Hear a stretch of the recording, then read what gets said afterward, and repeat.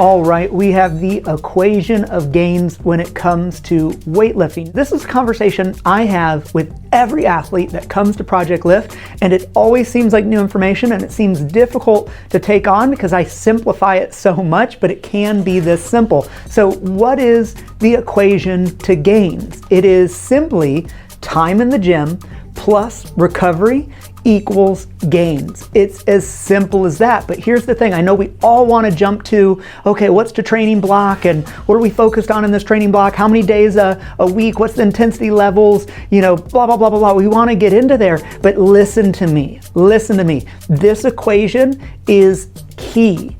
Is absolutely key, because if this equation's off, we very quickly get into overtraining. Remember, the Olympic lifts have a huge neurological demand on your system, more so than many other forms of training. So this is why this is so important to the Olympic lifts, understanding this equation. One thing I want to share with you is signs of overtraining. Just real briefly, I'm gonna put them up on the screen, but let's check these out. We have extended muscle soreness, insomnia, depression, personality changes, frequent sickness, loss of concentration, increased injury, decreased motivation, lowered self-esteem, halted progress. Now, if you look at this list and you really just are honest with yourself, how many of these things do we typically fight through? If you look at training and you look at work and you look at how we show up in our relationships, if you look at all this and just see each as a form of stress on our system, you know, how often do we fight through this at work? How often do we fight through this in our relationships with friends and family? Each is a form of stress. And come to this realization that if we set ourselves up for success in the gym by being in the gym the right amount to where we can still recover, and noticing that our work and our family obligations and everything else that we're doing is stress on the system, and those add up into that time on the gym section. Remember, time on the gym, we are stressing our body. So we could just say stress plus recovery equals gains. Right? So if we're honest with ourselves and we set ourselves up right, we will be making gains. So here's the factor. Do you want to make gains or do you want to train a lot?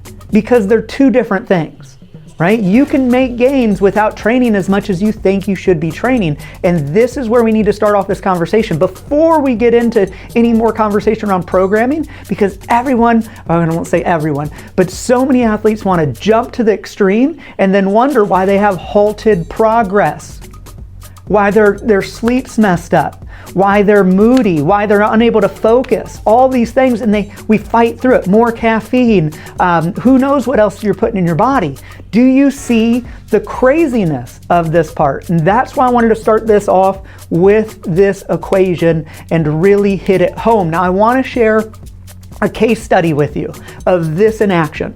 Right? I'm not going to use names, but this is an athlete that I supported, an amazing athlete. Let's get into it. So, female athlete, she was younger, she's mid-20s, she is national level weightlifter, and here's what she has on her plate. Currently, she was on a 5-day-a-week weightlifting program. That's pretty standard Olympic weightlifting.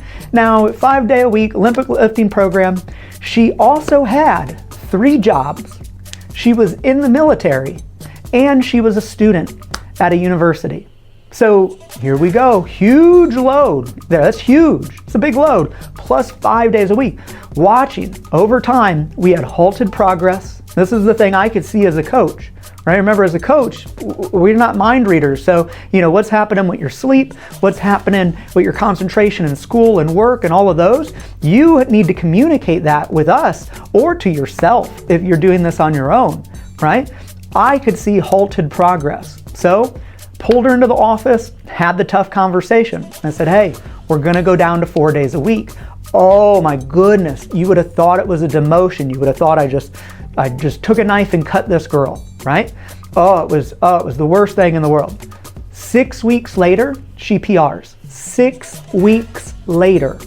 Beautiful. All right, our equation, time in the gym plus recovery equals gains. We've honed in on this. We've honed in on this a little better. Very nice.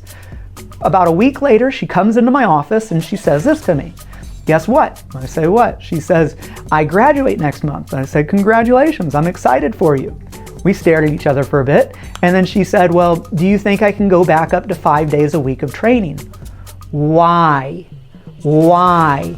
It's working. You just PR'd. You are making gains. And this brings me back. Is our intent to make gains, to improve, to get better, or is it to train a lot? They're two different things, and very often when we're seeking to train a lot, we're typically distracting ourselves from something else. So I'm going to let you sit with that. So here's a question I have for you. What programming questions do you have? Leave them in the comments. I want to make more videos about this for all of you on there, and your questions support me in making these videos. I hope this video supports you. If you have questions around this equation, if you've seen this show up, if you've struggled, leave that in the comments as well. The more you share, the more we can support through YouTube, and we love to do it. So if this video's helped you, smash that thumbs up button, share it forward, pay it with a friend that needs to learn this equation too, and until next week, new videos coming each week.